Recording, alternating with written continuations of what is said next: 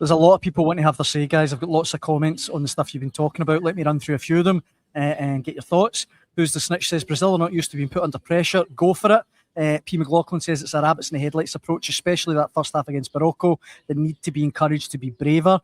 Christopher Holmes says 4-2-3-1 with Shanklin up front. Totally agree with you, Scott. Chris Smith says Shanklin is better with holding the ball up than people think. Get the right ball into him and he can certainly play up there himself. Although Ian disagrees, he says he doesn't have the pace to play a lone striker. Blue Nose John says Clarke needs to stop stinking these tournaments out. We've become a laughing stock thanks to him. Scott says Finlay Curtis on the left, Dokes on the right, with Shanklin up front on his own. And this one, Jason Meeko says Clarke will do the exact same thing, I reckon. Limit the damage, and that will see us through. Why would he change now? And Gianni, our pal Gianni Keith says, will Scotland just sit in if they qualify for the last 32 and hope for penalties? Well, yeah. Let's get there first. Yeah, exactly. But there is a point to what Gianni's saying there, and I hate to say that. You know that I hate to say that, and Gianni knows that I hate to say that. But if we get through, so let's say we get a 2-0 defeat tomorrow night. So we've had 3 group games. We've scored 1 double deflection against Haiti. We've then limited the damage, 2 defeats against Morocco and Brazil. This was meant to be a landmark moment, us qualifying to get through out of a group stage, and it will be by definition a landmark moment. But it doesn't feel like something we should be shouting for the rooftops about. We beat Haiti 1-0. I'd like to look back at the Scotland teams from past. The only difference is that the format's different. It's an extended tournament. You're not telling me that some of the teams of the past. I know that we've slipped up against smaller nations, but come on, guys. This isn't enough yet to be able to say this is the best ever, even if we do get through.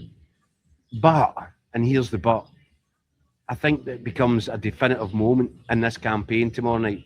If we go and we give them a game, and we can walk away at the end going, Wednesday night, and we walk away from it really proud and really content and satisfied with the way that the tactics were, the way that the players performed, that the individuals within the team were able to let loose a little bit and play. That changes everything. Above everything else, what you want for Wednesday night is, see if you're going to go through, you want to see something against Brazil that makes you think, you know what, we might be able to do something as opposed to just shutting up shop, praying not to get too badly beaten up, and then limping forward with a bloody nose into the next game, whether it's Germany or whether it's Mexico. There's 2 possibilities. They're going to be looking at it going, well, this is cannon fodder. We'll just hammer them now. It's an easy. This is almost like a bye. We don't want whoever we get in the next round to think, these are also runs. We'll batter them. You need them to think. You need them to look at the Brazil game and think, if they can do that at Brazil, they're going to cause us problems. That's why this game in Miami matters so much. Patrick Thistle in the comments says Scott and Jacko have been kidding on. They've been over there with the press pack. They've actually been training with the team, and Clarke will spring a surprise by playing both up front against Brazil. Guys, can you shed any light on these rumours that are growing? Well, I guarantee you that Scott's not going to play up front. I might allow him to sit in midfielder role.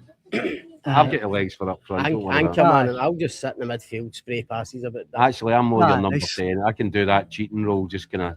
You know how Messi plays at walking football? Just play Doak wide right, Shankland up front. I'll supply them all day long. I was going to say that, Scott. I was going to say that.